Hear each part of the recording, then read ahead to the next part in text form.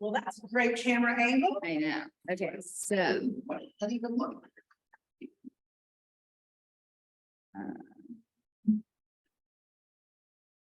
I go to. I think Okay, wait, I want to stop recording since we're streaming. is it recorded? Oh, I don't know.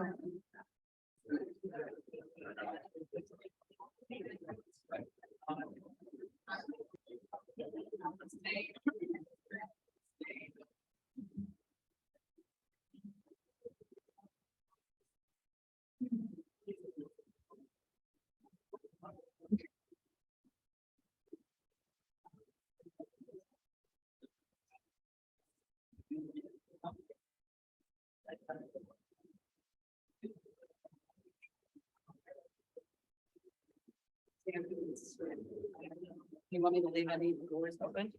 For people to open? For people to come in? Good morning, everyone. Good morning. We're going to go ahead and kick things off. Good morning. Welcome to St. Louis University School of Law. Welcome to the 2022 Richard J. Childress Memorial Lecture and Symposium. It is so good to see this room full again after the last challenging couple of years. I'm William Johnson, and it is my privilege to serve as dean for this law school community. It's my honor to welcome you all here today to this exciting Childress Lecture and Symposium, The Business of the Supreme Court, the Evolution and Devolution of the Supreme Court's Docket. The Childress Lecture and Symposium is the premier academic event of the year at SLU Law. It's named for and commemorates a true giant who served as dean for SLU Law from 1969 to 1976, Dean Richard J. Childress. Richard Childress was a well-known constitutional law scholar. He was a member of the faculty for nearly 3 decades and served as associate dean and then dean for a combined 15 years. His time at SLU Law was quite transformational. And it was transformational in large part because Richard Childress was somebody who was justice driven. Among his many accomplishments, he founded the St. Louis University Law Journal, which is hosting this event today. And he played a significant role in building our nationally recognized law library. During his term, interdisciplinary dual degree programs were established with the School of Medicine and the College of Public Health, and of course, the health law program here at SLU Law today enjoys a reputation as the premier health law program in the country. Childress also demonstrated by his actions that he was deeply dedicated to our shared social justice mission as a Jesuit law school here in the city of St. Louis. He served as director of the St. Louis Urban League for more than a decade. He served on the St. Louis Conference on Religion and Race. Childress was chairman of the Archdiocesan Commission on Human Rights 2 separate times. He participated in the civil rights movement. He joined the March to Selma. His example of justice-driven work and leadership is something that I still find inspiring today. And as we see continuing racial injustice in America today, I am mindful of the significant work that remains. The annual Childress Lecture and Symposium offers a really wonderful opportunity to come together and wrestle with important questions of constitutional law and justice, exchanging ideas, challenging one another, listening carefully, and thinking deeply, and advancing our understanding of law and policy and systems. This symposium, The Business of the Supreme Court, offers an especially important opportunity to do just that, as our very impressive lineup of experts address an essential topic today. And the schedule for today looks really amazing. There are several people who deserve recognition for that, including all our remarkable St. Louis University Law Journal students, but especially Michaela Lewison, the Childress Symposium editor. Michaela has worked very, very hard on the symposium, as the entire team has. The convener of the symposium is Professor Sam Jordan. Professor Jordan is a talented scholar, a truly gifted teacher, and a terrific colleague. He's also an accomplished piano player, and I saw a piano right outside the courtroom. So maybe later today we can talk him into demonstrating his skills. Sam, in all seriousness, you've done a really great job in pulling this remarkable day together. As recognition of that outstanding work, I think I'd like you to do it again next year. So we can talk about that later. I'd also like to acknowledge my staff colleagues, Stephanie Haley and Julie Orr, who do a lot of the unseen work that makes a symposium like this come together. They deserve a lot of credit for their tireless efforts. And finally, without our speakers, there is no Childress lecture or symposium, and the lineup of speakers is fantastic.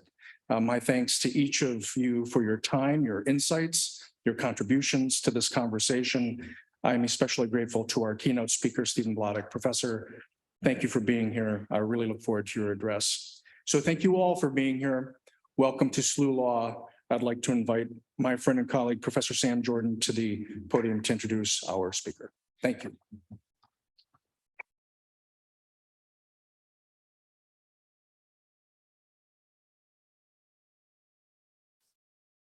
Good morning. It is lovely to see a lot of familiar faces and equally lovely to see a lot of unfamiliar faces. Welcome to the law school, all of you. You're not here to listen to me, so I'm going to make this short.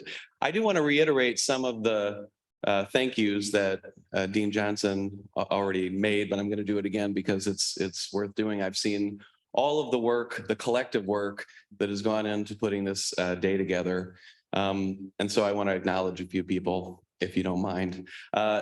Julie Orr and Stephanie Haley, as Dean Johnson mentioned, are both work in our events and facilities, and they handled a lot of the logistics.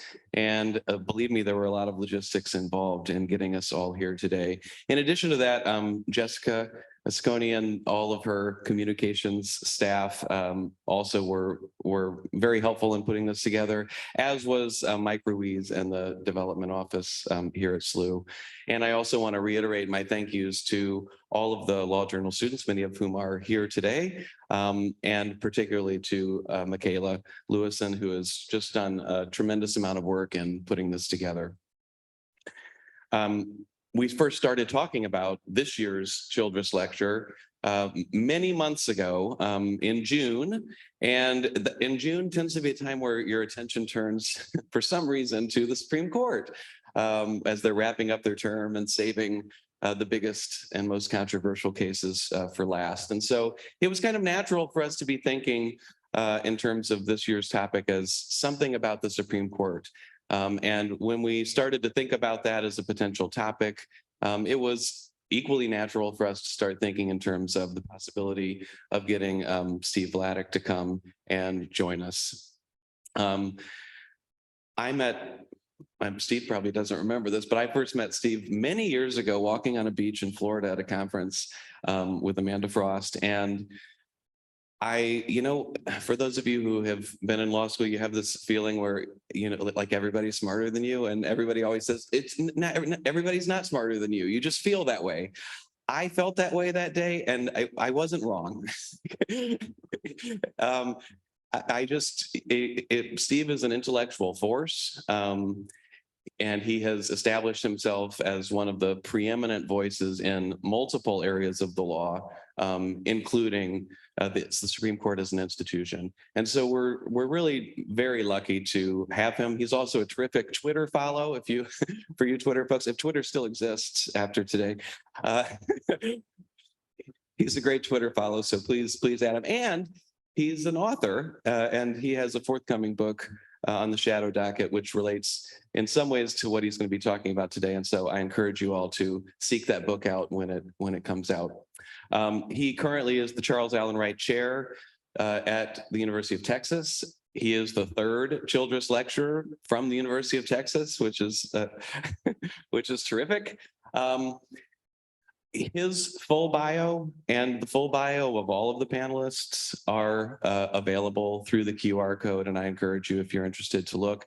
Throughout the day, we'll be introducing the panelists in brief, but if you want a full description of their accomplishments, I encourage you to seek that out.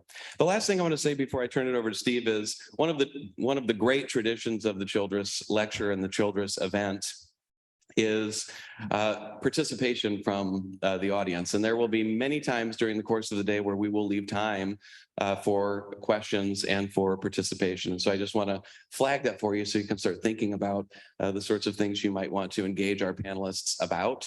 When we get to those portions, there will be law journal students who will have microphones and will be looking for people who have questions. So if you have a question, just try to get their attention and they will come to you. You don't need to move. We love participation. We love questions. But I encourage you to think in terms of making sure that you have a question to ask and it's not just an opportunity for speechifying. So with that said, I look forward to hearing what Steve has to say, what our panelists have to say, and what all of you have to say. It's going to be a really terrific day. So let's get started. Steve Bladdock.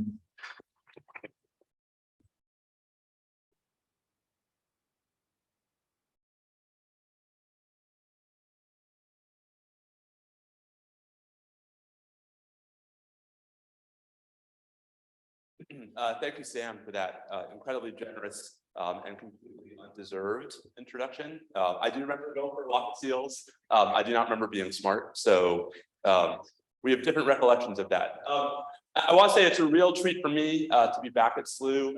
As Sam and a few others know, I was so fond in my memories of SLU that yesterday when I got here, I went to the old building, which, you know, I was lucky that we were early, but it's a real treat to be here.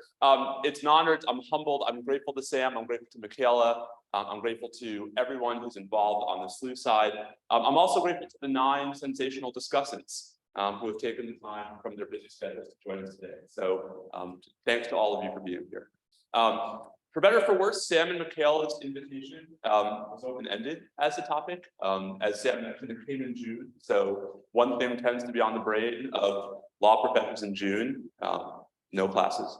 But the second thing behind that, right, is of course the Supreme Court. And it was a propitious moment for me, not just because it was coming in the midst of the high drama that was the end of the Supreme Court's most recent term, but also right when I was finishing the manuscript for my book.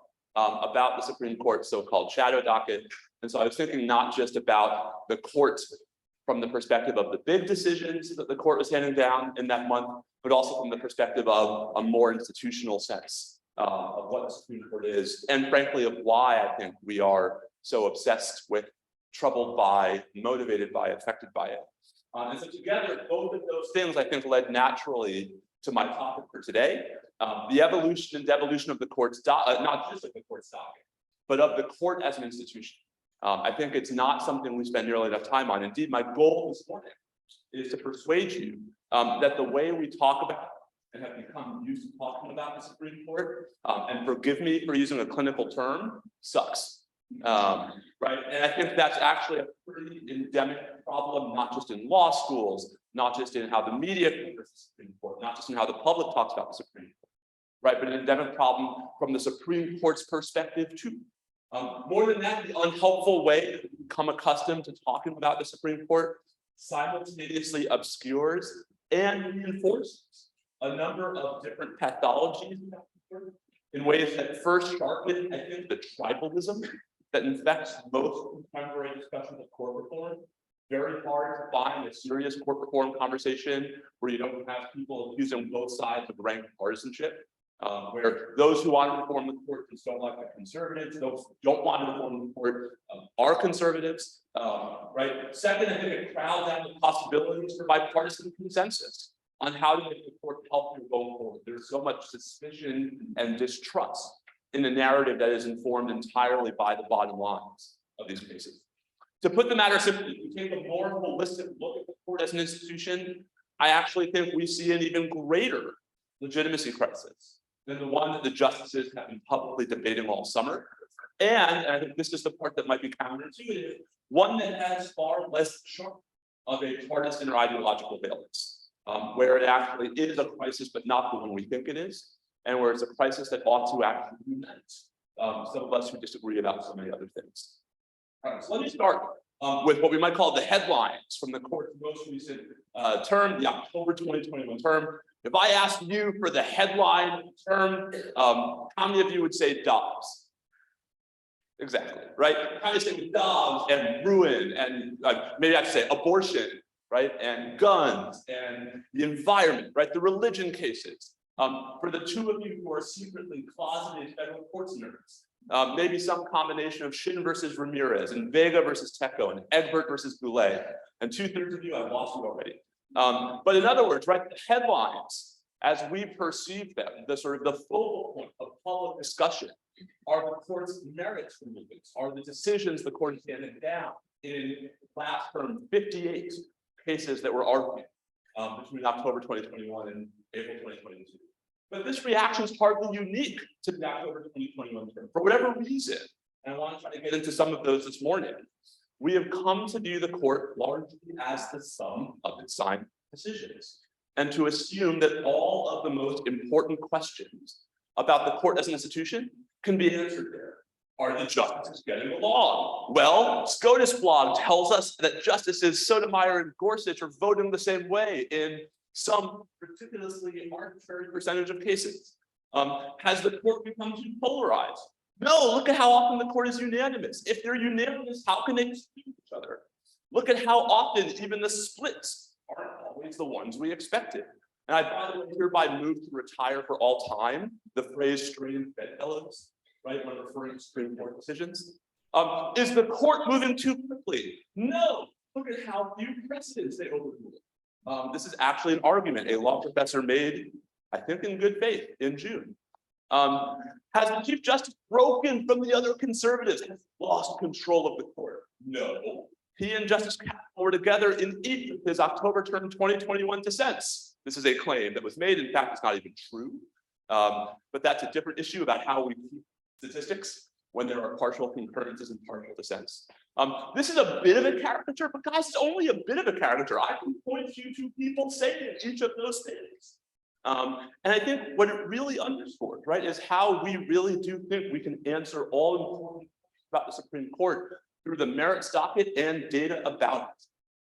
To come at the point from a different direction, and I beg your patience while I go through this, consider the following chronological and non-exhaustive list of significant moments during or features of the Supreme Court's most recent term that one would be hard-pressed to find in virtually any popular or academic assessments.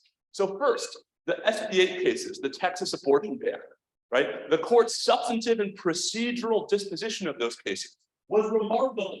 It was in some respects crazy, right? The court gets rid of the federal government's case with no explanation, even though if I had an hour and a half, I could try to persuade you that the federal government suit was actually the federal from a Fed court's nerd perspective, right? You might not remember that there was actually a huge fight over the remand in the Texas case and whether the case should be remanded to the Fifth Circuit or to the district court, where everyone understood that that would control what would happen on the remand, right? This doesn't get part of the conversation. You might remember there was this thing called President Biden's Commission on Supreme Court Reform. That seems like a relevant data point in any holistic assessment of the Supreme Court, right? Should have been one of the most important parts of a story about the Supreme Court during its October 21 term. If you look at the end of term recaps, you barely see any reference to it, right? Maybe some of that's a reflection of the commission's own milquetoast recommendations, right? But I think it's also like, why should a summary of the Supreme Court involve something that isn't the Supreme Court, right? I think that's part of the pathology. Speaking of the Chief Justice's year-end reports, you guys know every year by law, the Chief Justice has to file this report, right? He has to do his homework. He actually drops it, whether by tradition or to avoid it making news at like what, 6 p.m. right on New Year's Eve every year, because who's paying attention to the news at 6 p.m. on New Year's Eve, right? His report this year was fascinating. One of the things that was super fascinating in it is there's a subtle but unmistakable message in it that Congress should not look too carefully at the Supreme Court, that if there are problems with the court can take care of it itself. It doesn't need any help from Congress. I think that's kind of a big story, and yet you'd be hard pressed to find it, except maybe in the day of covering the report. You might actually remember, even though it has already been largely memory hold, the really ugly contretemps over Justice Gorsuch's seeming refusal to wear a mask on the bench in the midst of the Omicron surge in January, and Justice Sotomayor's remote participation in oral argument in response. They're best friends, we're told, right? But that seems like a relevant data point. You might also remember during the same period, the court's incredibly rare move to hold oral argument on applications for emergency relief in the OSHA and CMS vaccination mandate cases, something the court hadn't done since 1971, right? And the resolutions that were how quickly that happened and how, like, basically overnight, what had been this massively important and divisive federal policy just gets cut off by a 7-page Supreme Court decision. You might vaguely remember the court's shadow docket rulings allowing Alabama and Louisiana to use congressional district maps that multiple lower courts had blocked, rulings that might end up affecting which party controls as many as 7 House seats in the next Congress. And depending upon how close the elections are, which party controls the House in its entirety, right? The Supreme Court's directly involved in that. The leak, right? I don't even have to, I say the leak, you know what I mean, right?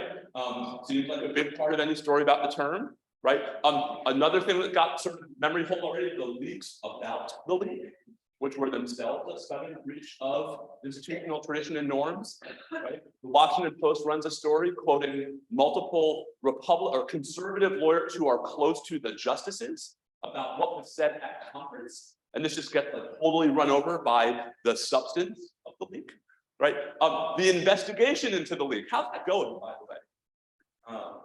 Right? The unprecedented security measures that the court took in the aftermath of the leak, the unscalable security fences, right? The apparent attempted assassination, maybe, of Justice Kavanaugh, and the judicial security debate it precipitated, including these fairly stunning letters from the Marshal of the Supreme Court to local law enforcement officials in Maryland and Virginia about their obligation to enforce particular laws in a particular way, right? The court's refusal to correct an outright and problematic misstatement in the majority opinion in Chin versus Ramirez, even though the parties agreed in a post-decision letter that it was a misstatement, and the court does nothing in a way that actually really hurts the prisoner, the petitioner on remand, right?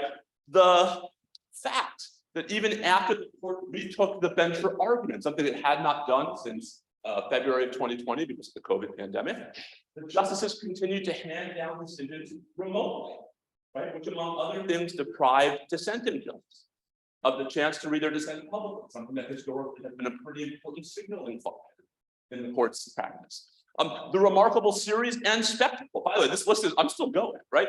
The remarkable series and spectacle of public speeches in which different justices are not only taking radically different positions about the court's legitimacy and the health of the court as an institution, but are disputing their colleagues' entitlements to publicly espouse contrary views.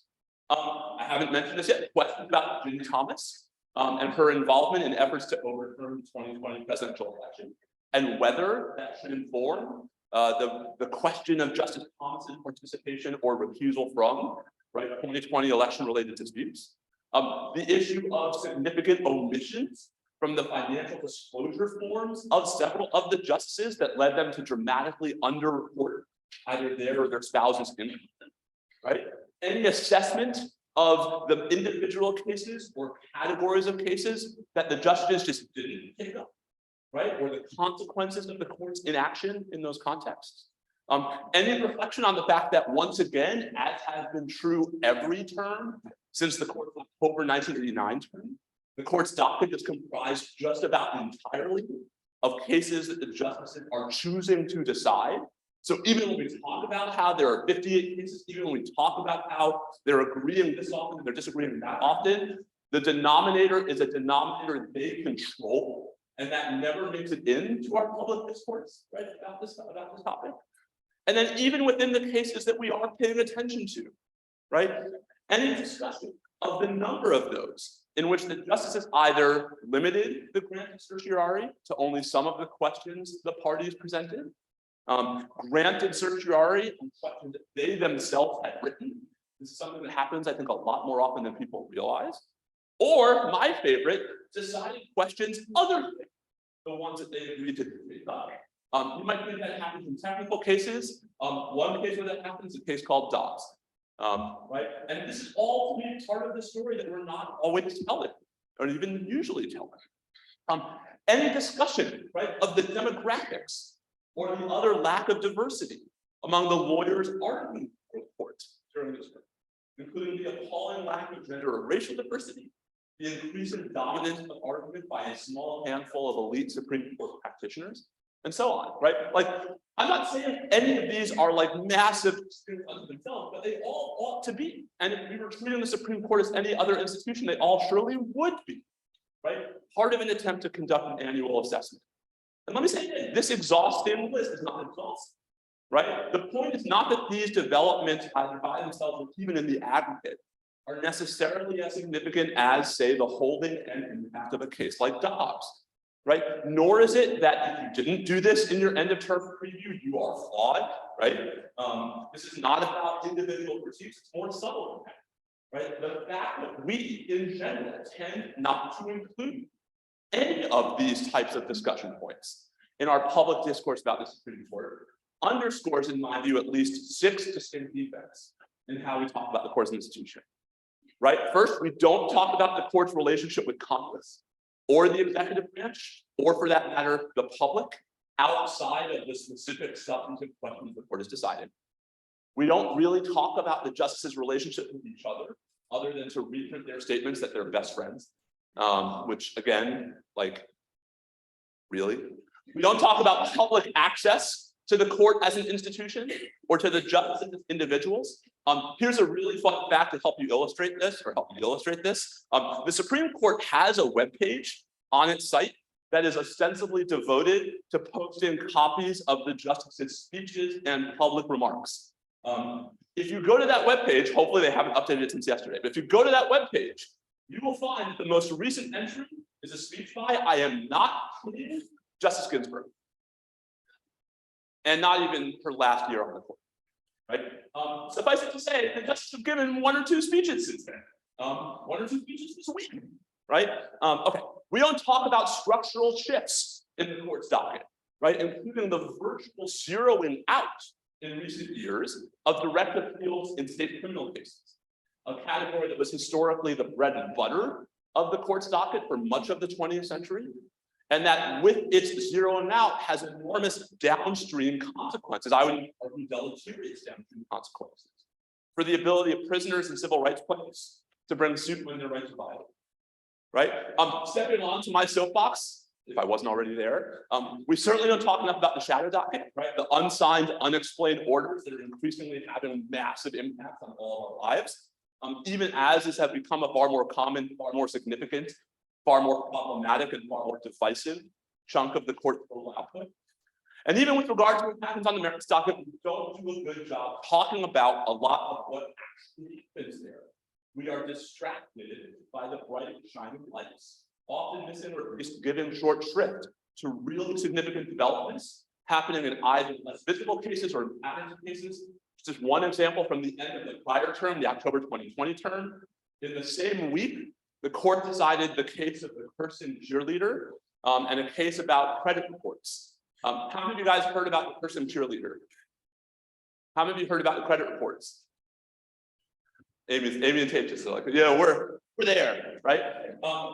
Thank you. The case of the Person cheerleader has almost 0 long-term significant First Amendment implications. It's just fun because we love the idea that a cheerleader got in trouble for cursing on WhatsApp.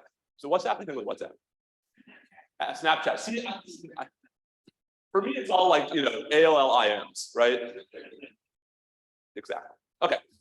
Versus the credit reporting case, TransUnion is actually a massive, important separation of powers case that radically reallocates power from Congress to the courts, where it was 5-4 with Justice Thomas dissenting. When you lost Thomas, it seems like that's a story. Okay. So this, I think, is sort of part of the broader pathology of how we talk about the Supreme Court. So at the very least, right, if you agree with the descriptive claim that there's something pretty significant missing how we talk about the court, it seems to me there are at least 3 major ways in which this gap, this defect, this absence is problematic. First, because so much of the public discourse about the Supreme Court turns on the substance of the court's most divisive merits decisions. That discourse has the effect of necessarily amplifying, reinforcing, right, every single charge of polarization and partisanship, because all of the conversations are happening on the terms of the partisan or ideological debate, distracting from those features of the court's work that actually might meet with more bipartisan disapproval. I would love to know what would, if you ask most Americans how they feel about the Supreme Court's ability to decide only those questions within those cases that they want to. If the typical exposure to the Supreme Court of the average American or even the average law student is that the court's biggest rulings are all sorting the justices neatly into their ideological camps, what lesson can we expect that message to send? Right? It makes it counterintuitive. So the less we talk about the court as an institution, when we talk about the court, the more I think that actually reinforce its most tribal features and the narrative of tribalism. Second, because the discourse has increasingly moved away from the court's relationship with other constituencies, that shift has reinforced both the perception and the reality that the court is isolated and has isolated itself from other government institutions. It is stunning that the Chief Justice could so breezily say in his year-end report that the Congress should stay out of this. This is not something, right? For the first 198 years of the court's existence, Congress was regularly involved in the court business. Congress was actually actively part of the conversation. The justices were part of that conversation. The Judiciary Act of 1925, the most important statute about the Supreme Court you've never heard of, is called the Judges' Bill for a reason. The judges to whom the informal name is referring are the 4 justices who were active participants in its drafting, lobbying, and passage, including my man Taft. Indeed, as late as the middle of 1925 or 35, the court still sat literally in the Capitol, in the old Senate chamber. It was actually a part of these other structures of government. My favorite Taft, Chief Justice Taft, would regularly walk from his Woodley Park home to the court, hence the Taft Bridge, which is what carries the Connecticut Avenue, right over Rock Creek Park. Partly for the exercise, we all could use it, and partly to interact with members of the public. Can you imagine Chief Justice Roberts walking the court? Well, today, right, in contrast, the court is cloistered in every way that matters, as publicly indifferent, at least seemingly, to the sharp decline in its public approval, as it's seemingly untroubled by the specter that this mounting dissatisfaction will turn into any meaningful political pushback, partisan or otherwise. It is hard for me to believe that these developments are underway. Finally, because we've become so bad at talking about the court as an institution, we've also lost the facility for talking about how to make the court healthier. Public debate over reforming the Supreme Court is, or at least should be, about so much more than the number of seats on the court or the length of the justice's tenures. It should be about so much more than just partisan retribution and retaliation. Right? It should be about the court and what is best for the court. But when we're obsessed with individual votes and individual cases, what Professor Susanna Sherry calls, I love this, the Kardashian court, made for a great comma final exam question last year. Well, I thought it was great. It did not. It isn't hard, right, to see why the dominant topic becomes who is casting those votes and how to change that. Right? We talk about who's on our Supreme Court more than any other democratic system.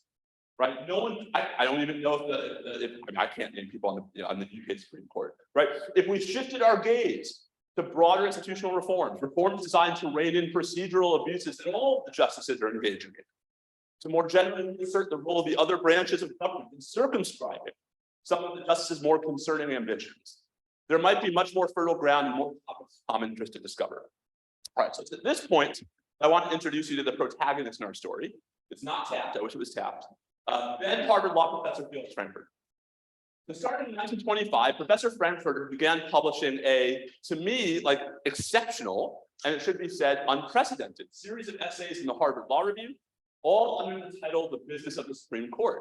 Aha, we've come to why we call this the Business of the Supreme Court. That title will be familiar to some of you, and not just because it's what we call today's symposium. It's the name of the far better known, at least in law school world, monograph that Frankfurter publishes in 1928 with his former student James Landis. Indeed, the book-length version was effectively a reprint and an update of the first 9 articles in the series, right? Recounting in painstaking detail the history of the Supreme Court as an institution from its inception through the first few years under the paradigm-shifting Judges Bill, the Judiciary Act of 1925.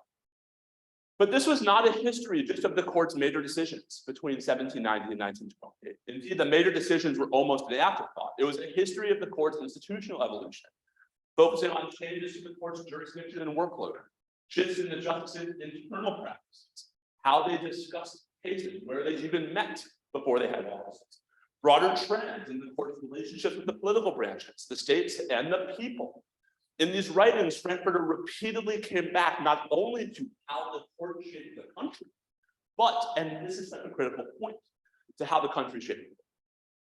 Less well known, I think, than the book, right? Less well known than sort of the more famous part of the story are the essays he wrote after the book, right? Starting with the October 1928 term, Frankfurter, first with Landis, then with Henry Hart, and last with Adrian Fisher, published his annual holistic assessments of the Supreme Court's overall performance during this year.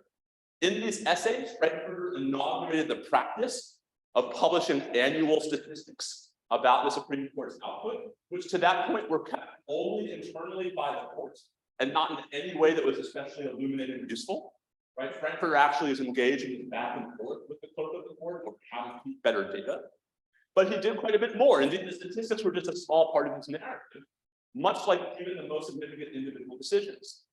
Instead, the annual business of the Supreme Court essay offered a comprehensive yearly view of the court as a body, not just the workload of the justices, but the external pressures they faced from the political branches and the public, the internal dynamics they created and facilitated, the impact of shifts in the court's composition, the massive impact in 1930 of Taft's death, right, and his replacement by Charles Evans Hughes, right, and the role of the Supreme Court in our federal system more generally. Headline-generating rulings were in the story, but they weren't the story. Right? The theme was the institution as such. And perhaps most surprisingly to modernists, Frankfurter was not just a reporter of these developments, right? He was a participant in them, and in many respects, he was their sharpest public critic. Right? The business of the Supreme Court essays are replete with subtle and, as Frankfurter, not so subtle digs, right, at some of the justices and at much of the court's behavior.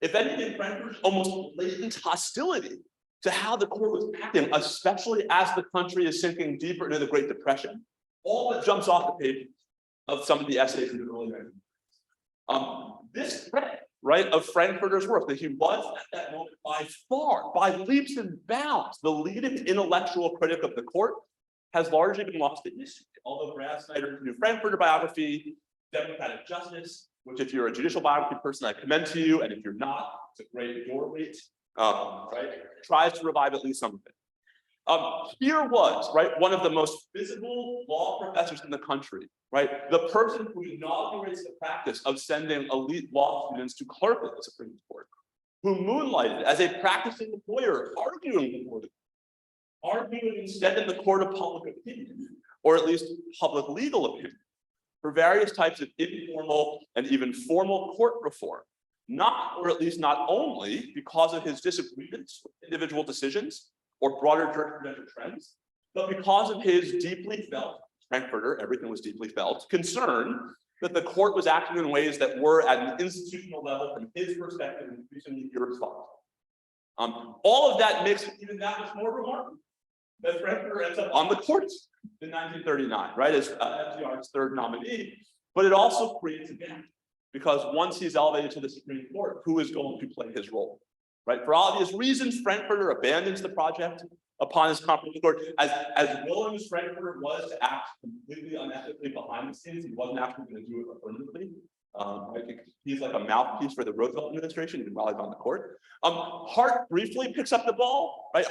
Henry Hart publishes an article in his own name in 1940 that looked back at the increasingly momentous and tumultuous October 1937 and October 1938 terms, right? But even then, Hart's piece just was really a shadow, right, of Frankfurter's. It was a much more mechanical assessment of the court's work, right? And perhaps that's why no similar essays followed. For whatever reason, Hart did not carry the project forward, at least on an annual or even biannual basis, right? Instead, 9 years later, right, October 1949, saw the debut of the annual Supreme Court issue of the Harvard Law Review, including the now prevalent statistics feature, right? So with the professors having dropped the ball, it was the students who picked up this.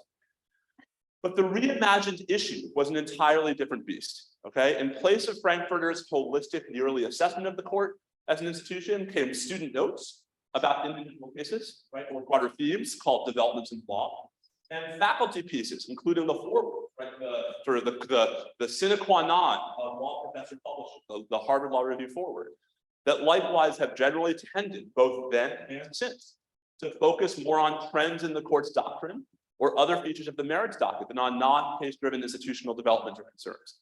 Hart himself, right, tries a little bit to push back against this. His 1959 Harvard Law Review foreword, the time chart of the justices, offered what might be seen as one last swan song for the Frankfurter School, but it too was quickly lost to history. I won't even ask how many of you guys have read or heard of it.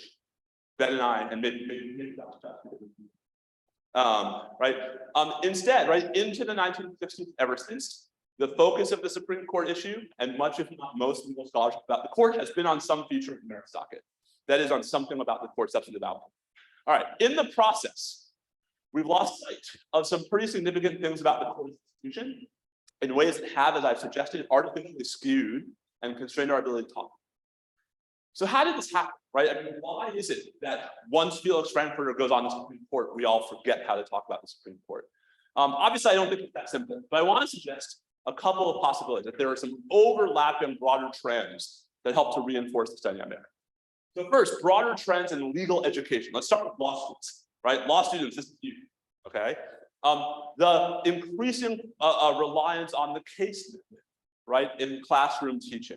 The extent to which law becomes an increasingly specialized discipline divorced from political science, right? Lawyers not talking to political scientists. And, you know, I think Professor Hazelton will have something to say about this, political scientists not talking to lawyers, right? That like law becomes this discipline fully unconnected to the social sciences. The growing focus in classes on methodological commitments at the expense of institutional ones, right?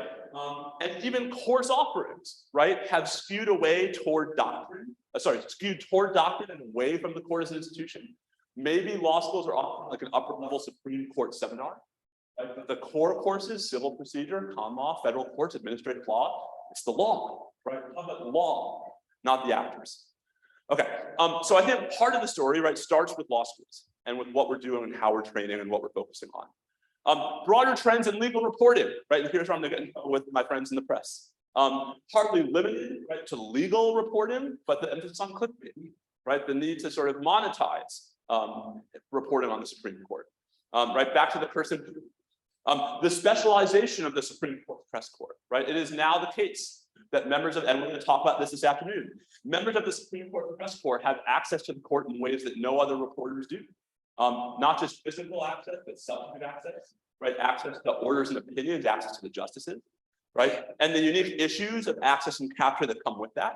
The relevance or lack thereof, I think we'll talk about this afternoon, of legal training, right, among members of the press. There's actually a fascinating split among the Supreme Court's press corps between those who are lawyers and those who are not. Right, broader trends in the Supreme Court bar. My colleague H.W. Perry has written about the so-called elitification.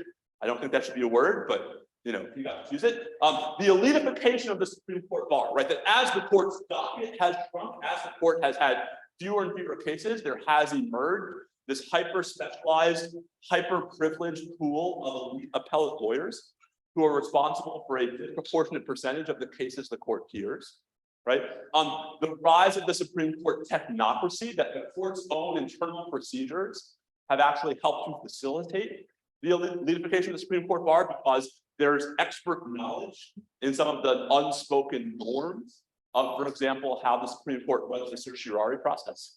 Right? The role morality problems that this creates. You might remember the op-ed from the liberal feminists in support of Justice Kavanaugh, right? Who just so happens to be arguing before the court 4 to 5 times. Right? The refusal of members of the Supreme Court's bar to publicly criticize the court, except in the most genteel terms, to be worried about biting the hand that feeds them. Right, and if you need one clarion example of this, look at the testimony, the statement, the participation of members of the Supreme Court are in Biden's Supreme Court Reform Commission. Right, their basic position was nothing is wrong with the Supreme Court, everything is fine, we should all just move on. Broader trends in society, polarization. Right, I mean, this is something Josh has written about so powerfully. Right, the rise of how the separation of parties has sort of displaced the separation of powers. Levinson told this thesis. Right, the concern that institutions are no longer interested in checking each other for the sake of checking each other. The idea that hashtag winning is more important, right, than any potential institutional considerations. Right, the privileging of the short term over the long term. And last but not least, and I think this is a really important part of the story, broader trends in how the justices themselves talk about their job, right? And indeed, just how they even interface with lawyers, law school, law students, the public. In this regard, consider the competing September remarks by Justice Kagan and Chief Justice Roberts about the court's legitimacy. Right, Justice Kagan at the Ninth Circuit Conference goes out to be, she knows exactly what she was doing. She says in a context where she knows she's being recorded, right? That there are reasonable questions being asked about the court's legitimacy, about what happens when the court actually is changing so much doctrine so quickly, right? This was not a slip, right? She was very well aware that this was going to be heard. Chief Justice Roberts, also no fool when it comes to how his comments are covered by the press. Right, doesn't actually responds right at the, I think it was the 10th Circuit Conference, right? Where he says, I actually think it's a mistake. He doesn't mention Kagan by name, it's a mistake, right? To think about the court's legitimacy just by looking at our published our opinions. I would say I think Roberts' line has been taken out of context. I think folks thought he was saying that our decisions have nothing to do with our legitimacy. I actually think he was saying something slightly different, that our legitimacy is not about the results. Right, that the rationale is part of the story, but they're having this conversation where the debate over the court's legitimacy is framed entirely as being about the court's decisions, right, and the court's opinions, and the substance of what the court is doing. They are focused for obvious reasons on the post-Dobbs landscape, but then along comes Justice Alito, who publicly complains about whether Justice Kagan should even be raising questions about the court's legitimacy, right, in these kinds of settings. Again, right, the conversation is not about what makes the court legitimate. The conversation is partisans or seeming partisans sniping at each other over particular decisions. Right? The entire conversation is framed through the lens of the substance of court decision making. No discussion, right, of the court's control over its docket. No discussion of whether other branches could play any possible role in actually helping to restore or develop, enhance, whatever you want, right? The court's legitimacy, right? No discussion in general of the relationship the court has with any other institution in American life, right? This is a emblematic of the problem, right? So what if anything can be done? Well, I want to suggest first, right, having this conversation is valuable in its own right. So good job. Right, you're here, you win. Somebody else like, I had to be here. Sorry. Right, and so if nothing else, perhaps our discussions today are beginning of a trend in that direction.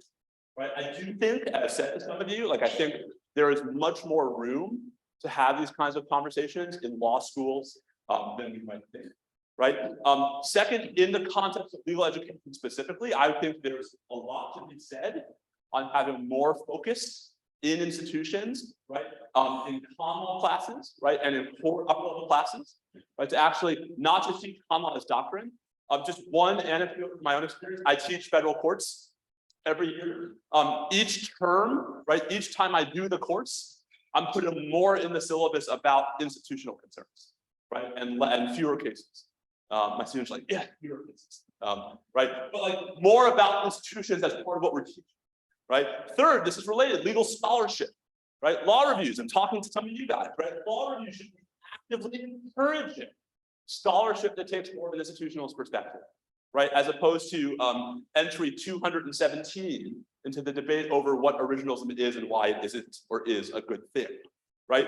Encouraging a more holistic assessment of the court, right? Advertising that you are especially interested in scholarship that takes a particular look at the court's relationship with other actors, at bids that aren't just merits cases, right? It might seem weird to pitch this as something law reviews ought to do, but first, I mean, where are we? And second, if you build it, he will come, right? For better or for worse, as law reviews go, so will go, I think, a decent chunk of legal scholarship. Fourth, legal reporting, right? And we'll talk about this a little bit this afternoon. To my mind, too much, right, transcription of what the court is saying and not enough reflection of what the court is doing. More skepticism, right, about the court as sort of principled, non-political, neutral actors. More effort to explain institutional behavior to lay audience. I cannot tell you how long it took me to persuade people that the shadow docket was a thing. I think we're there. I think people are persuaded. Most people, but we're still not all there. All right, finally, public awareness, to which I say first, buy my book. Not really kidding. My publisher would want me to say that, but no, but like you guys, you're here, you're having this conversation. You're already spending more time just by sitting here for the last 40 minutes talking about listening to conversation of the Supreme Court as an institution than just about everybody else in the country. Right? Go forth and spread, right? Talk about it. Like, think about it. Next time you read about the court, ask yourself, like, is this about the court or is this about a case? Right? You can be part of the story too. Last thing I'm going to say before we open the question, right? Great. Why should we care? Right? I mean, the World Series is starting tonight. You know, do the Phillies have a chance? I wish they did. They probably don't. And I say that as a Mets fan, which is really hard for me. Why should we care? Okay, first, not everything that is problematic about the Supreme Court's current behavior stems from the bottom lines of the decisions the justices are reaching, or from the ideological commitments of the justices, or from the fact that we have a 6-3 conservative majority, or from the manner in which those seats were filled. Right? Indeed, I dare say that stripped of the results in the high-profile merits cases of recent years, we might even be able to find cross-spectrum consensus on some of the institutional rot pervading the court. Congress last year in 2021 held 2 different hearings about reforming the shadow docket. The first was a House Judiciary hearing in February, where there was a stunning amount of consensus, Democrats and Republicans, agreeing on particular problems in the court's behavior, on the need for more transparency, on the need for more public access, right? Then in September, when the Senate Judiciary Committee holds a hearing in the aftermath of the SBA decision, it's partisan. And so there's no consensus whatsoever, right? The Republicans think there's nothing wrong. The Republicans spent most of the hearings admitting the idea that there's even legitimate criticisms of the shadow docket. The Democrats spent the entire hearing talking about how the SBA case specifically was an abomination, right? No discussion of the incident. Okay, so if we can somehow actually take away merits cases, maybe we can find consensus. Now, to be sure, right, given the bottom lines of these decisions, some of you may be perfectly happy either with those bottom lines or perfectly happy if those bottom lines are as they seem to be, right, eroding public confidence in the court, right? Some of you may want to burn down the court, metaphorically, right, in order to limit the damage they can cause.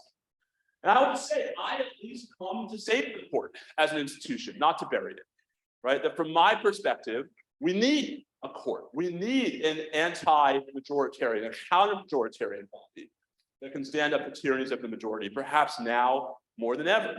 Indeed, in the near future, we may very well need a legitimate court, right? If we have a disputed election that turns on how a particular legal dispute in a particular state is going to be resolved. In that vein, it seems to me it is in all of our interests, progressives, conservatives, naysayers, right, to be thinking of ways to make the institution healthier. And that conversation is ultimately self-defeating if it's just going to be about handing down different variables. Frankfurter understood that. Too few of us today still do. Thank you very much.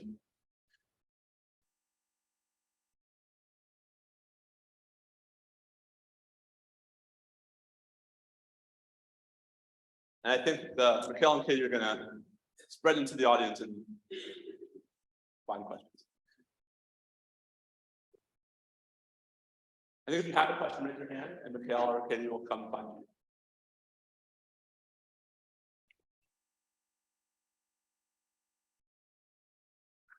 So thank you. That was a great talk. I have a question about an article that Sam Moyne and Ryan Dorfler published in the New York Times in August. They titled it, "The Constitution is Broken and Should Not Be Reclaimed." Your talk seems to address what they seem to be saying is a fundamental problem with the Constitution. They want to maybe do away with it. You seem to be defending the court, and it sounds like this is actually a very timely topic. How do you respond to their piece? Have you thought about their arguments, and what is your view of where they're coming from? It seems like Jed Purdy at Duke has jumped onto this. Jamel Bowie at the Times has also jumped onto this. Yep. What's going on here? Yeah, so that's the question. There is, I think, a growing sentiment among progressives, whether they're scholars or columnists and and public intellectuals, that the system is irrevocably broken. My colleague on the Texas law faculty, Sandy Levinson, has made his entire career out of arguing that the Constitution is fundamentally defective. And Sandy now chastises all of us. For 30 years, everyone laughed at him. And now everyone's citing him. Right? I guess I come at this from the perspective, and it might not be the right one, but it's mine, that the problem is not the structure, the problem is the application. Right? That it seems to me that there are ways within the structure of the constitutional system we have to have a far healthier dynamic, to have a far healthier relationship between the Supreme Court and the other institutions of American government. I think we've had that relationship for a relatively decent period of time. I mean, I think if you look at the Supreme Court from the late 1860s to maybe the late 1940s, right? You see a remarkable period, not of the court always getting things right. They got plenty of things wrong, but a remarkable period of the court actually being responsive, for better or for worse, to external pressures, right? To other branches, to what the branches were doing, needed the other branch, right? The court needed Eisenhower to send troops into Little Rock, right? Needing Congress to help in 1925 to take pressure off of the exploding docket, right? Relying upon the other branches to actually make their work more efficacious. And in turn, I think showing more respect institutionally, right, to those other branches. And so I don't want to keep up the ghost yet. Like I deeply understand where people like Sam and Jamel and Nico Bowie and where all Ellie Mistal, where they're all coming from. I just think that I want to at least see if it's fixable and salvageable, right, before giving up the ghost, because I don't know what we get if we destroy the court. Right? Like tyrannies of the majority are problematic enough in the abstract. They're especially problematic when the majorities aren't actually represented. Right? And I say this living in Texas. So, I guess I am just not quite all the way to the it's beyond salvation stage of the stages of depression. But I also think that this is why the history matters, that there are historical examples of a court that is not necessarily getting things any more right, but that is actually the ways that I think are institutionally healthier when there is a period of much more robust dynamic inter-branch exchange. And this is not going to, I think, be a shocking thing to hear, right? But much as I think it is true with regard to Congress's abdication of constraints of executive power over the last half century, I think the fault for that lies largely right with Congress. Where, I mean, back to Federalist 51 for a second, if you think that the separation of powers works best when, as Madison writes, ambition must be made to counteract ambition, Congress is doing very little ambition counteracting at the moment. And I guess I'm not ready to give up on what would happen if it tried again.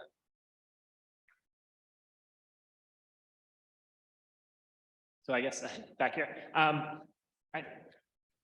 do you respond to that? So you began with a sort of parade of horribles, right? But couldn't the response be like, it was always this way? We know from like Feldman, scorpions in a bottle, like Supreme Court justices were always sort of fighting behind the scenes, disclosures from the brethren. So maybe we just know more now, but it's always been this way. It's just been behind the scenes. So we have more transparency now than we have in the past, but there's nothing new with this sort of like infighting or war. So I guess the question is, what is this way, right? And it's always been this way. I mean, I think like I don't. Let me step back for a second. I don't mean to suggest, right, that the post-Civil War to post-World War II court is some halcyon ideal of the court as an institution. No, it was a terrible court for large chunks of that period. I mean, this is a court that denudes the Reconstruction amendments of force. It is a court that decides Plessy. It is a court that decides Locke, right? It is a court that decides Korematsu. So no, this is not like, it's not like things were better then, right? Make the Supreme Court great again.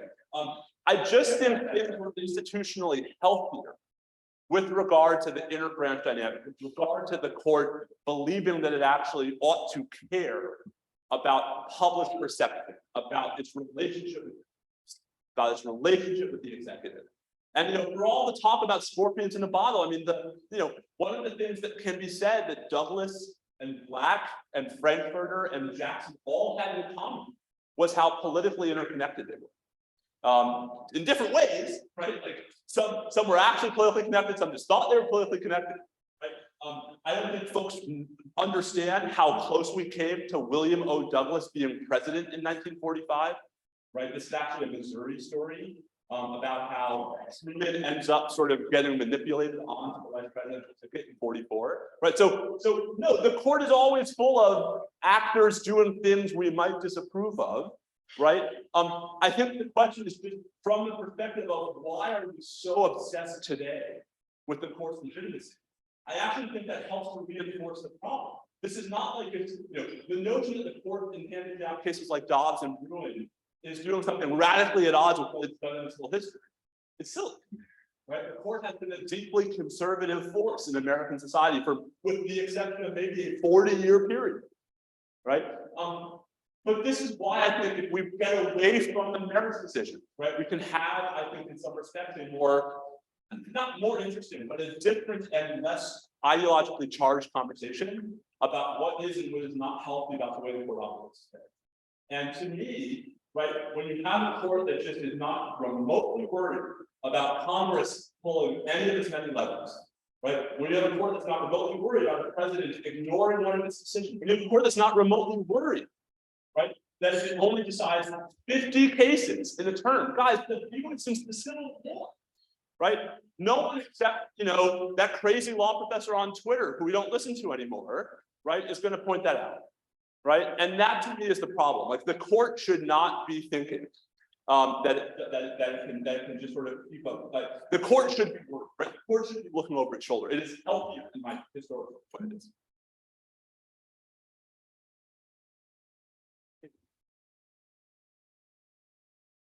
Thank you very much. I agree with your thought that we need to focus on some other ways looking at the Supreme Court. And I wanted to get your comment on some thoughts I had that you may think are good or not.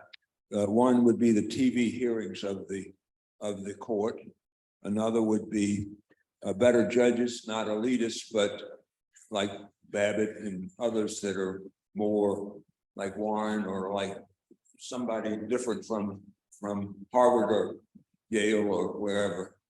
And better relationship between you said that already. More this thing about originalism, I think that whole topic deserves a lot of discussion about the basis of a decision. And then organization, I don't know whether this is important to you, but organization versus what the Federalist Society has done, that's kind of extreme, but why shouldn't we as progressive have a strong organization as the Federalist? And finally, I just didn't see any comment about Posner, but I thought he is really an interesting guy. And I'd just be interested in your comments on that too. Sure, thanks. I mean, so on the video recording, I actually think the court deserves, I'm capable of saying this, deserves credit, right, for agreeing this term when it went back onto the bench, when it reopened the courtroom to the public, right, to continue live streaming the audio of arguments. That is clearly, I think, here to stay. And from a transparency perspective, yes, video would be better, but audio, live streamed audio is actually, I think, pretty significant in ways that I think are worthy of people's approval. On the points about sort of where the justice come from and how they're selected. And so I have, I think, quite deliberately tried to steer away from discussions of the judicial nomination and appointments process, because I think that is leaning in every way to this trap I'm trying to avoid. Right. I mean, it seems to me that I don't think there's anyone, maybe I don't think there's anyone who's going to stand up and say the judicial confirmation process is perfectly healthy. Right. I think it's one of the few things that all justices I think agree upon in a heartbeat is that the confirmation process is broken. They just disagree about, you know, how it's broken and how to fix it. Right. I think it would be fantastic if the court were to reflect a broader cross-section of American society, and not just where they go to law school, and not just what religions they belong to, right? Geographic diversity. It was an informal requirement, not a formal one, until 1869, right? That each circuit had one, or for a few years, two justices from that circuit, right, which ensured at least a modicum of geographic diversity. Now, geographic diversity is great. Sometimes it leaves you with someone like Justice Stephen Field. So not sure that's an end unto itself, right? But I think it's all sort of, you know, as part of the conversation about changing the court without changing what it does. I think when we talk more about changing who's on the court, that gets closer, right, to sort of the conventional conversation. And it gets closer to the pitfalls I've been trying to describe. Right, that when discussions of the court are couched in terms that everyone's going to perceive rightly or wrongly as partisan, right, we end up in the same trap.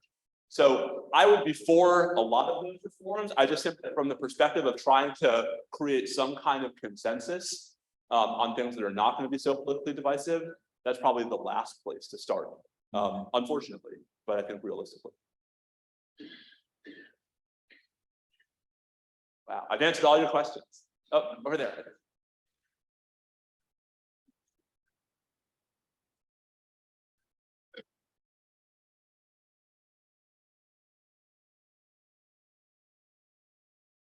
What do you see as potential points of convergence among the political parties in a discussion about the Supreme Court?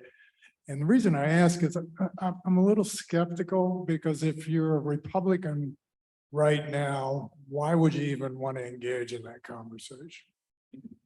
So, I mean, I think there are schisms on both sides of the aisle on that question. One of the fascinating points that I think I spent a little more time on in my book is sort of the break between Chief Justice Roberts and the other conservatives, and how it's happening in a very specific context. It's happening only in the context of how quickly the court is moving, as opposed to what the ultimate bottom lines are. It's why, for example, you see Chief Justice Roberts joining the liberals in dissent much more often on the shadow docket than on the merits docket, right? And I think what that is reflective of is part of how I would answer the question, which is, if you are incredibly content with the current composition of the Supreme Court, you should be equally invested in ensuring that the court maintains its power, right, for a generation. Right, that's not much use, right, in a conservative majority that no one listens to. And so it seems to me that from the right and from the perspective of conservatives, right, the pitch is the John Roberts story, that we need a legitimate court, even in the cynical view, right, even in the sort of the nastiest political sense, because a legitimate court makes the conservative majority more effective, right, and more able to accomplish more in the long term. I also think, right, that there are plenty of reforms that are not in any sense an attack on the court, right? Asking the court to resolve more cases. I'm not sure how you can actually do it. How dare you tell the conservative majority to do more work? Right. So, like, I think there's this mindset, right, that like anytime we start talking about the court, everyone's going to dismiss it as partisan, and that's exactly. I'm trying to suggest there are ways in which we can get around that. And it seems to me that, you know, if part of the story is that conservatives should also be invested in bolstering, in stopping in halting the erosion of the court's public confidence, right? In bolstering the court's moral authority in the years to come, then finding common ground, right? Finding ways to make the institution healthier, something that feels terrible.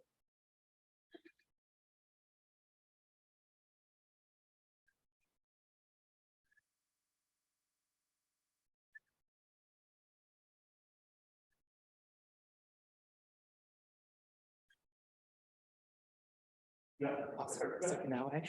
I know you talked about the court having credit for having these audio hearings now so that people can hear what the court's deciding and how they are deciding these cases. But you also said that one of the biggest issues is not knowing what the court is doing and how there's not enough public access to that. Do you think there's any things legal practitioners can do to start to push for more public access for learning what the court is doing and how that could connect to public awareness issues? That's a great question.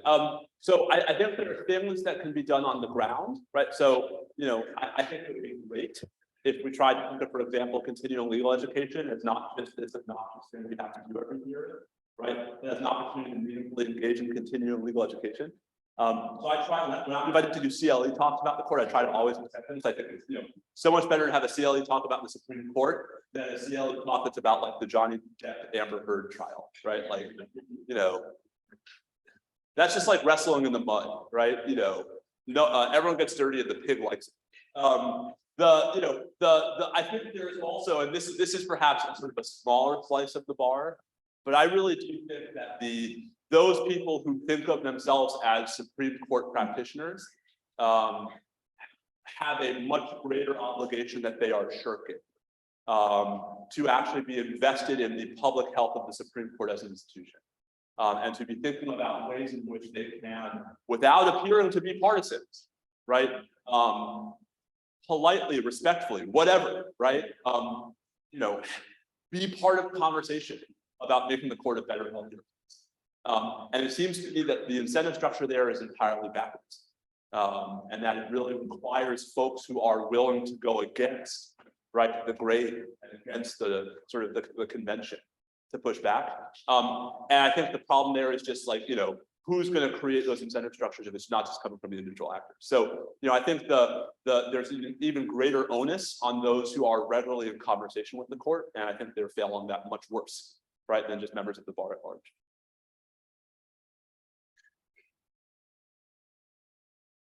Good morning. I'm interested in how few self-selected cases the Supreme Court actually hears. And I'm just wondering if you could say a few more words about the detriments of that, as well as some maybe About the what? I'm sorry. about the detriments of the low number of cases, and then maybe some practical ways that might be remedied.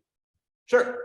So I should have brought. There's an Adam Feldman who tabulates much of this data, often for SCOTUS plot, right? Has this really I think telling line graph that shows the number of cases the court has heard each term, and since 1988 it basically goes like this. Right. So no one disputes why that's happened, right? Congress in 1988 basically took away almost all of the court's remaining so-called mandatory appellate jurisdiction, the cases the court had to hear. Today, the only cases that the court has to hear are the two last little slivers of direct appeals from three-judge district courts in reapportionment, redistricting, and campaign finance cases. And so I think it's not any surprise that with plenary control over the docket, the court is, being ever more selective. Two ways to, I think, so why is that a problem? So problem number one is there are important cases every term that just aren't being taken up, right? Which leaves lower court opinions as the last word without necessarily the substantive imprimatur of the Supreme Court. So they're the last word in practice. We live in uncertainty, right, about whether that's actually the law of the land. There are circuit splits like that, right? The court has stopped automatically granting circuit splits the way it had been for a while in the 1990s and 2000s. Second, and I said this briefly in my talk, there are multiple doctrines that the Supreme Court itself, well, one that the court had created, one that Congress has created, where parties entitled to relief literally turns upon whether the underlying legal principles have been clearly established by the Supreme Court. And so if the court is taking fewer cases a term, especially fewer direct appeals in criminal cases, which is the best opportunity, right, to establish new rules of criminal procedure, for example, then it is axiomatically limited, right, the amount of law that's being made in that context, which necessarily limits, right, when prisoners and civil rights plaintiffs will be able to recover. So there are indirect consequences, there are direct consequences, and just it's all with an eye toward just more uncertainty in ways that are both practically and formally problematic for lower courts and litigants alike. Okay, We're gonna keep the conversation going, but not There's a until, quiz. what's that? There's a quiz. Yeah, right. Not before we take a quick break. When we, yeah. We can, thanks, Steve.